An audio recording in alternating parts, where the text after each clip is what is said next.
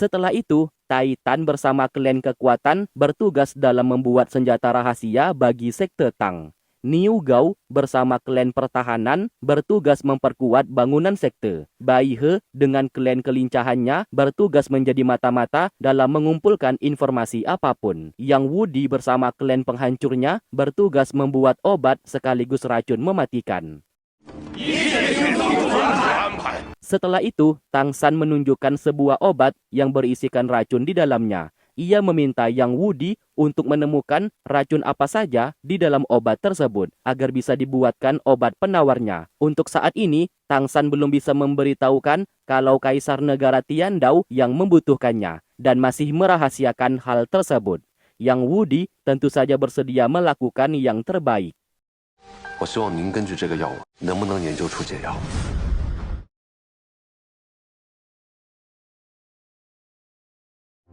我给你最后一次机会，如果你还是，我便直取天斗魂师军团。 Di negara Tiandao, beberapa tetua bertanya alasan kenapa King He memberikan perintah untuk menangkap Su Bing. King He menjelaskan, Su Bing, adiknya tersebut, dituduh sudah meracuni kaisar dan kabur melarikan diri. Maka dari itu, ia memberikan perintah penangkapan tersebut. Tentu saja para tetua tidak percaya akan hal itu. Mereka kenal betul Su Bing tidak memiliki keberanian melakukan itu. Apalagi berniat membunuh kaisar ayahnya sendiri. Maka dari itu para tetua meminta King He sebagai putra mahkota untuk mencabut tuduhan tersebut dan menyelidiki masalah ini terlebih dahulu. King He hanya terdiam dan tidak bisa berbuat apa-apa setelah para tetua berbicara seperti itu.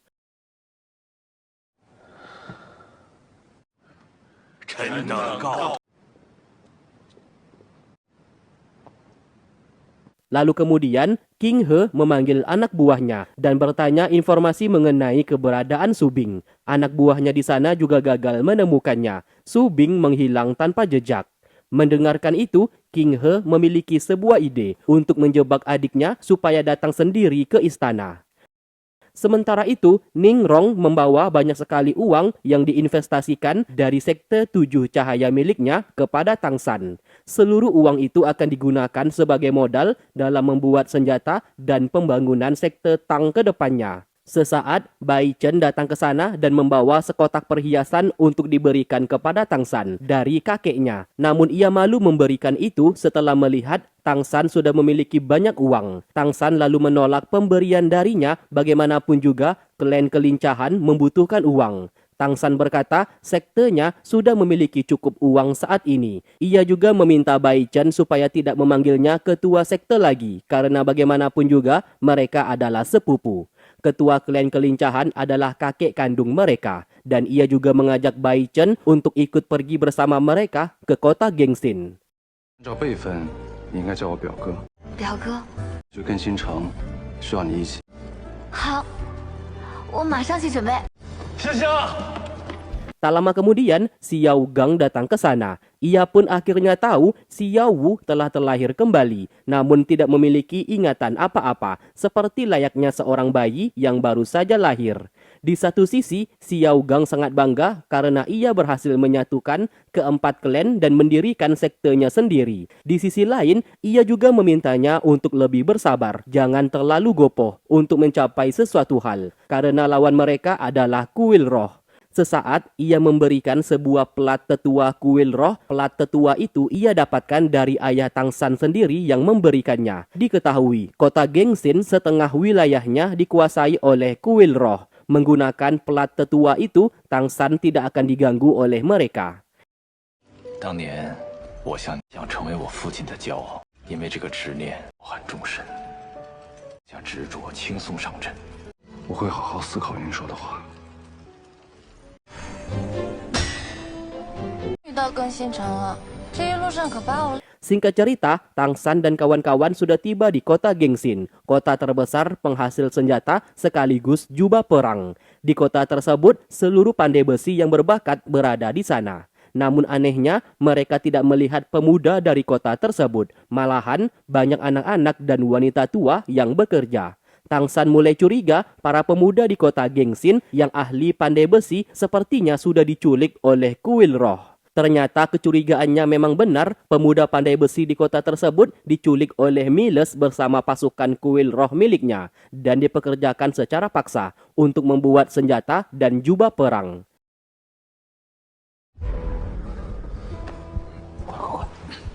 这更新城最不许死一批，就再去抓。属下这就去抓，还不 Sementara itu, Titan membawa Tangsan untuk menemui ketua asosiasi pandai besi di kota Gengsin yang bernama Lugo.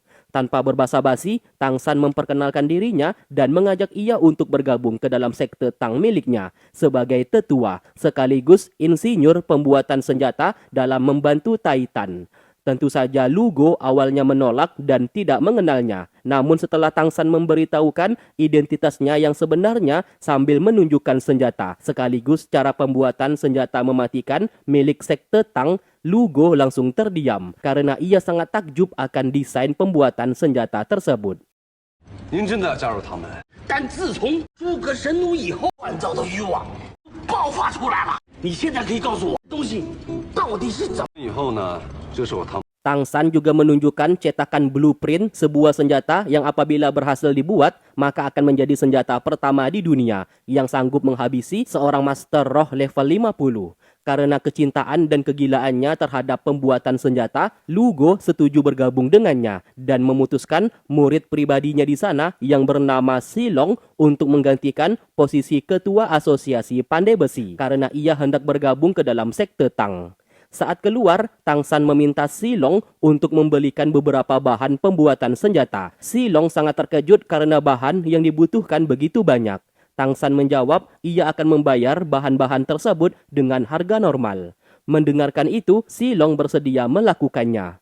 Singkat cerita, Tangsan mengajak Silong ke penginapan untuk memperkenalkan ia bersama teman-temannya. Namun sayang, Miles dan beberapa anggotanya datang ke sana untuk mengganggu. Tangsan sesaat teringat perkataan Xiao Gang untuk tidak membuat masalah kepada kuil roh karena setengah wilayah kota Gengsin dikuasai oleh mereka. Takutnya warga di kota tersebut akan ditindas oleh kuil roh apabila Tangsan membuat masalah. Maka dari itu ia pun mengeluarkan pelat tetua kuil roh. Miles yang melihat itu menjadi sangat ketakutan karena mengira Tangsan salah satu tetua kuil roh. Alhasil, Tangsan mengusirnya dari sana dengan cara merangkak dan berputar keluar dari tempat tersebut. 属下万不滚吧！ Melihat itu, Silong mencurigai mereka adalah orang-orang dari kuil roh. Tangsan lalu menjelaskan secara detail dari mana ia mendapatkan pelat tetua tersebut dan mengaku mereka bukan dari kuil roh. Sedangkan Miles dan anak buahnya merasa tidak percaya Tangsan memiliki pelat tetua. Maka dari itu ia akan mengirim surat kepada Bibi Dong untuk bertanya mengenai kebenarannya. Apabila Tangsan ketahuan menipu, ia akan membalaskan dendam atas perbuatannya barusan. 咱们这就回去，给冕下大人。 Di waktu bersamaan, Subing mendapatkan informasi dari Dugubo kalau Kaisar sudah hampir mau mati karena ulah kakaknya. Mendengarkan itu, Subing menjadi panik dan berniat kembali ke istana untuk memeriksa. Meski mereka sadar ini semua adalah jebakan, namun mau bagaimanapun juga mereka harus memeriksanya. Sementara itu, Ningrong mendapatkan tugas dari Tangsan untuk menemani Silong dalam membeli beberapa bahan pembuatan senjata. Mereka pun pergi ke pasar. Ningrong lantas membeli beberapa batu besi. Awalnya, Silong sempat menolak untuk membelinya karena batu besi di sana tidak memiliki kualitas alias jelek. Ningrong berusaha meyakinkannya untuk membeli. Alhasil, Ningrong mencoba membeli setengah batu besi dan dibawa kembali. Lalu kemudian ia menunjukkan kepada Silong kalau batu besi tersebut bukan batu besi biasa.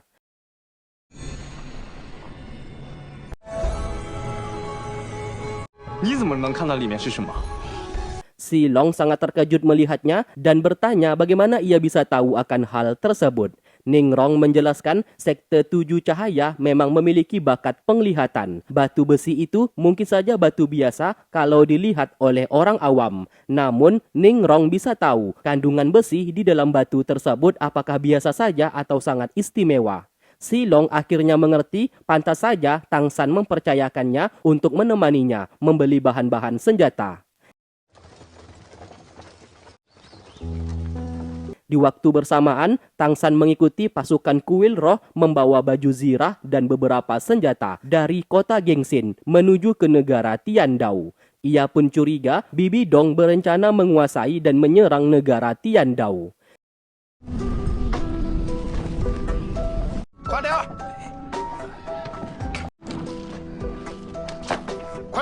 Sedangkan mereka berdua berhasil menemukan para pemuda kota Gengsin diculik dan dipekerjakan secara paksa. Tidak hanya itu, mereka menemukan beberapa mayat dari pemuda yang telah meninggal akibat disuruh bekerja tanpa berhenti. Hong Jun segera menyelamatkan salah satu bocah yang ternyata masih hidup.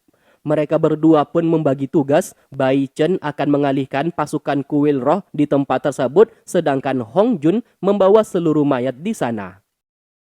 带他走，我去引开他们。小心。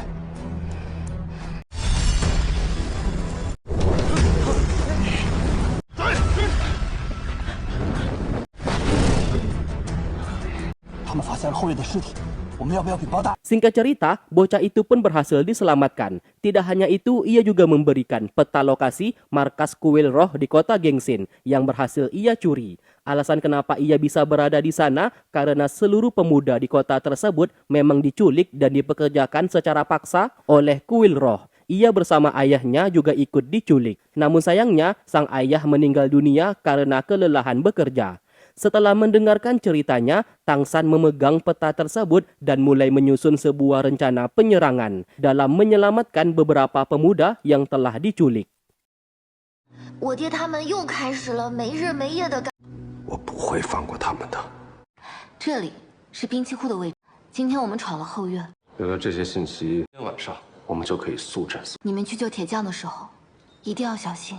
Di malam hari, Tang San, Oscar bersama Hong Jun mendatangi markas kuil roh. Miles yang melihat kedatangan mereka tentu saja sangat ketakutan. Ia pun menyuruh pasukannya untuk pasang badan melindunginya.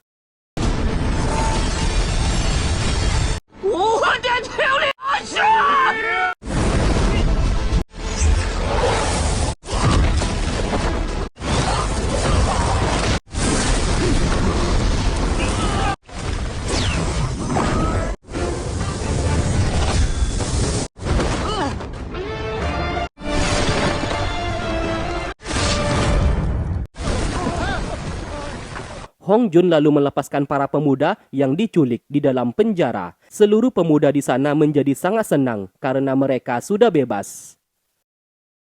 三哥，铁匠们都离开了。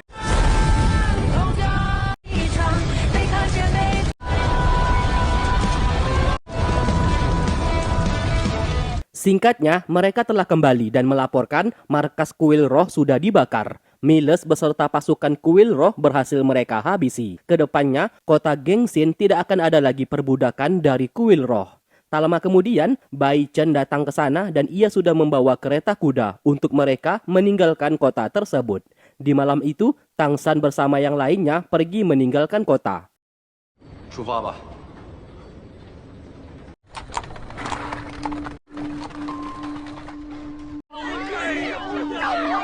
Lalu keesokan hari, markas kuil roh sudah hangus terbakar. Seluruh warga menjadi sangat senang akan hal itu. Dan kini mereka sudah bisa terbebas dari perbudakan.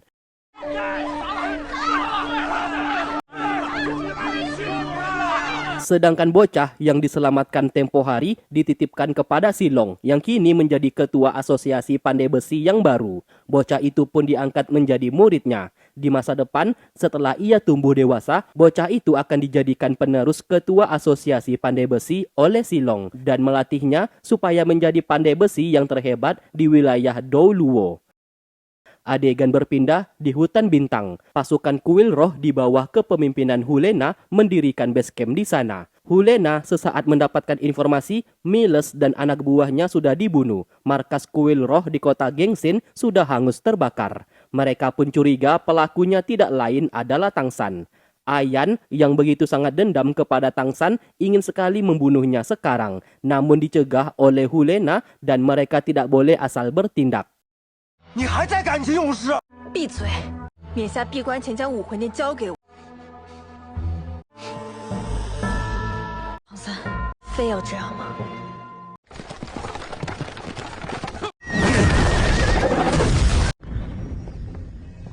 来者何人？出来说话！ Sayangnya peringatan dari Hulena tidak diperdulikan oleh Ayan.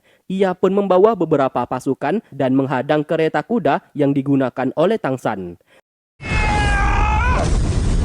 我刚刚得知，燕爱自带这一批人离开军营。 Secara kebetulan, Hulena mendapatkan informasi tersebut. Sadar Ayan dalam bahaya, ia pun segera pergi menyusul. Benar saja, Ayan sudah babak belur dihajar oleh Tang San. Untung saja Hulena datang ke sana dan membawanya pergi. 来，娜娜，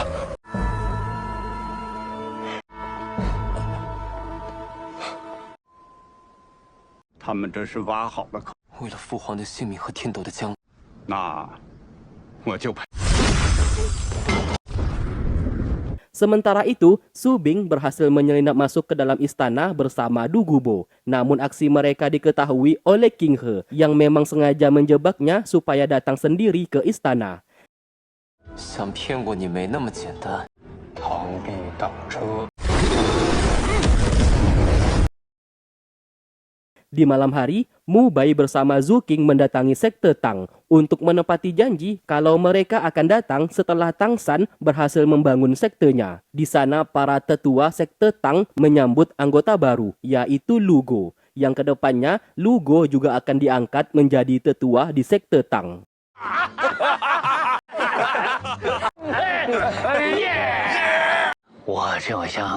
Sesaat, Bai He memberikan informasi dari hasil pengintaian klan kelincahan ditemukan banyak sekali pasukan kuil roh yang keluar masuk ke negara Tiandao. Tidak hanya itu, Akademi Shrek juga seperti sedang diawasi. Mendengarkan hal tersebut, Tang San mengajak teman-temannya untuk kembali ke akademi. 我们现在是要回学院一趟，我们先一切如常。堂门各堂，戒备，我们后面恐怕要打。等等，学院被人监视了。 Singkat cerita, mereka telah tiba di akademi. Tanpa sengaja, Tang San menemukan Du Gubo di depan pintu masuk dalam kondisi terluka parah. 剑水崩，快去请个蝴蝶。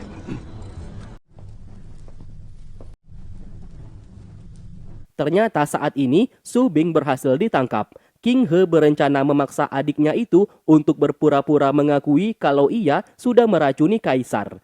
Tentu saja hal itu tidak akan dilakukan oleh Su Bing. Namun sayang, King He mengancam menggunakan nyawa kaisar. Apabila tidak mengikuti perkataannya, kaisar akan segera ia bunuh. Alhasil, Su Bing tidak bisa berbuat apa-apa selain mengikuti permintaannya.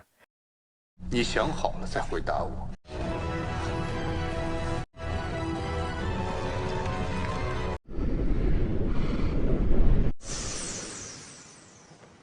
Sementara itu, Du Gubo telah sadar kembali. Lukanya berhasil diobati oleh Yang Wudi. Di sanalah, Du Gubo menceritakan apa yang sebenarnya telah terjadi di negara Tiandao kepada mereka dan memohon kepada Tang San untuk segera menyelamatkan kaisar bersama Su Bing. Mendengarkan itu, Tang San dan kawan-kawan mulai mengatur strategi penyelamatan sekaligus penyerangan. Dan malam ini, mereka harus segera bertindak.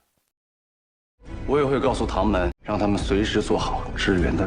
这次我们去皇宫，一定要速战速决。好。 Kembali ke Su Bing, ia pun pura-pura merintih kesakitan hingga pada akhirnya pingsan di tempat. Salah satu penjaga menjadi panik karena mengira ia sudah mati. Di saat itulah Su Bing memanfaatkan kesempatan untuk melumpuhkannya dan melepaskan diri dari sana. Setelah itu ia berhasil melumpuhkan tabib istana yang selama ini bekerja untuk kakaknya dalam meracuni kaisar. Ia awalnya sempat memaksa supaya memberikan obat penawarnya. Namun sayang tabib istana tidak takut mati dan memilih untuk bungkam. Lalu kemudian Su Bing berencana memasukkan ayahnya ke dalam kantung ajaib. Ia sesaat teringat akan perkataan Du Gubo kalau kantung ajaib itu hanya berguna selama 2 jam saja. Lebih dari itu, manusia yang dimasukkan ke dalamnya akan meninggal dunia. Demi keselamatan sang ayah, Su Bing memberanikan diri untuk melakukannya. 就只能在里面待一个，里面的人反而会有。